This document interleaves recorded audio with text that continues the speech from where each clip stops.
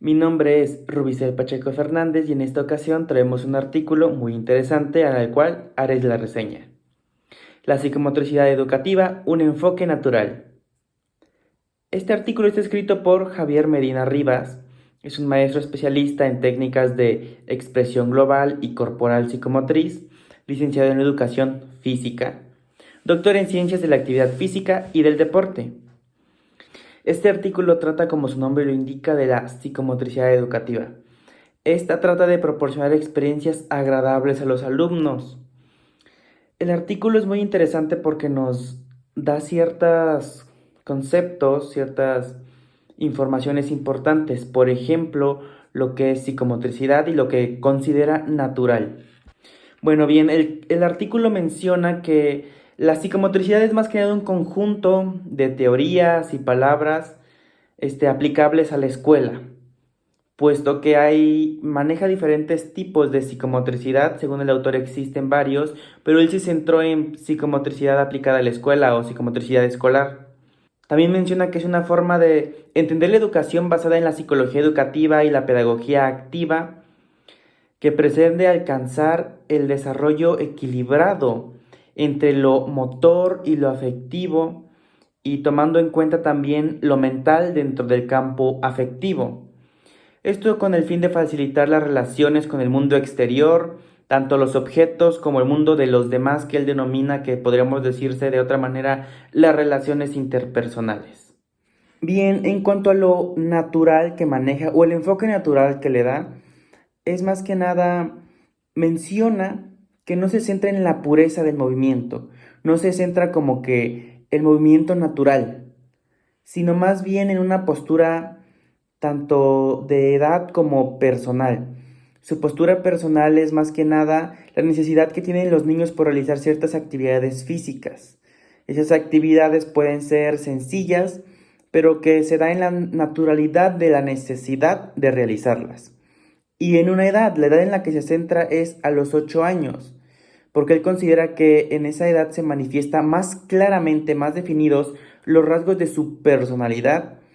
como algo espontáneo, natural, habitual, que pues de cierta manera, y valga la redundancia, se lleva con una naturaleza propia de la edad. Bien, este artículo nos maneja que el docente, para poder llevar a cabo la psicomotricidad educativa, tiene que cumplir con varios aspectos, como es saber, saber hacer, saber estar y saber ser. Estas son cosas que normalmente el docente tiene que asegurarse de que el alumno sepa hacer, sepa estar y sepa hacer en cuanto a diferentes temas de conocimiento.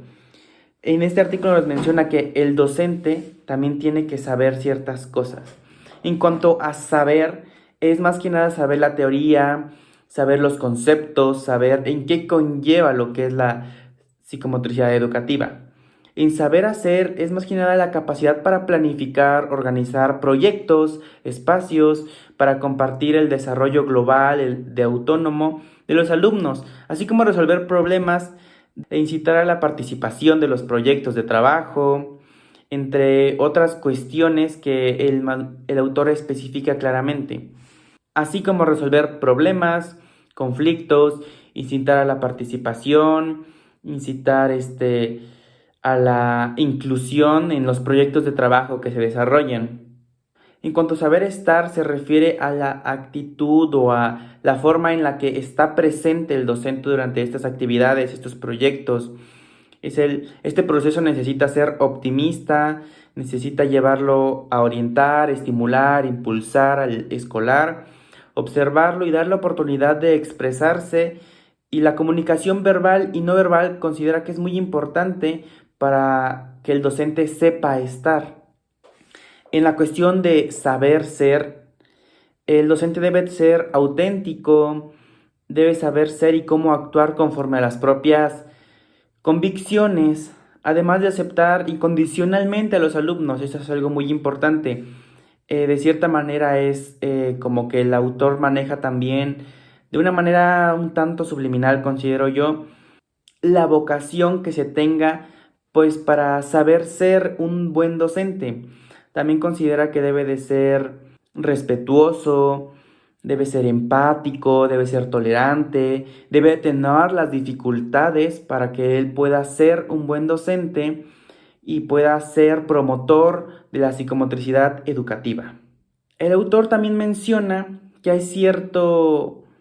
superioridad de lo psicológico sobre lo motor, es algo que hace énfasis porque son aspectos que él considera que son más intelectuales y afectivos, tomando en cuenta que pues la psicomotricidad no es nada más la relación motora entre ojo-mano, como se conoce comúnmente, sino más bien en un conjunto de cuestiones tanto físicas, emocionales, mentales, como su nombre lo indica. El autor, otra cosa muy importante que menciona es que aparte de que el docente tiene que planificar estrategias, didáctica, usar la metodología, tener la pedagogía crítica, como ya lo mencioné, es importante que el docente deje que los estudiantes desarrollen sus propios métodos independientes. Estos se relacionan de una manera muy natural con sus compañeros de clase. Es como socializar en cierta forma. El autor considera y expresa que esa es una muy buena manera de que ellos desarrollen sus propias formas, sus propias estrategias en cuanto a la psicomotricidad educativa. Es una forma en la que ellos son como, podríamos llamarlo de cierta manera, autodidactas, de una manera muy subconsciente, puesto que eso está en la naturalidad de las personas y más a la edad que él maneja. Por último, cabe mencionar que el autor nos invita a la formación en esta disciplina para que los docentes se inmerjan más en la psicomotricidad educativa en este contexto y puedan saber hacer, saber estar y saber ser, puesto que es muy importante para la pedagogía educativa y de hecho es muy importante pues para la pedagogía en general el saber sobre los temas, sobre el proceso del niño, tanto físico como mental. Lo que más me gustó, una de las cosas que más me gustaron fue que el autor utilizó diversos autores que se centran más en la psicología de la educación o en la forma de impartir pedagogía educativa, como lo es Rousseau con su libro Emilio de la educación, en el cual maneja muchos aspectos importantes del niño. Fue uno de los primeros autores que le dio la libertad al niño. El concepto de infancia lo modificó completamente al que era el de su época, y también menciona lo importante que es la psicomotricidad y el dejar al niño ser un niño y que sea de manera, su desarrollo más que nada sea de manera natural. Otra cosa que me gustó mucho es que el autor también da muchos ejemplos, da razones por la importancia de esta pedagogía, de este tipo de formación, aunque él menciona que él es de física y él desde su perspectiva como docente es esto, pero también nos hace como una tipo reflexión, o al menos a mí en lo personal me hizo reflexionar, de que pues el desarrollo psicomotriz no es únicamente cuestión, por decirlo de una manera, de los educadores de educación física, sino de todos los educadores de educación básica en general, porque conlleva un desarrollo, el desarrollo del niño, que no se puede separar lo físico de lo psicológico, sino va relacionado e hilado todo esto. Considero que yo aprendí mucho sobre los conceptos y sobre la psicomotricidad, de educación psicomotriz o psicomotricidad educativa, puesto que en lo personal consideraba que sí, aunque es algo muy importante, era nada más hasta primero de primaria, el preescolar, y que los docentes de educación física tenían que fortalecerlo de cierta manera, pero esto me da un nuevo enfoque en el que lo psicológico, el enfoque psicosocial, la psicomotricidad, o como lo maneja de cierta manera aquí, el enfoque afectivo es muy importante, va muy relacionado, y que no simplemente debe de ser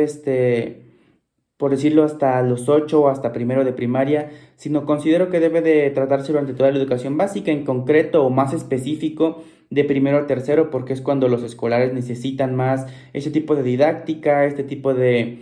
metodología, ese tipo de ayuda o de enfoque de parte del docente para que se relacione, para que se desarrolle de manera plena y no dejarlo todo a que ellos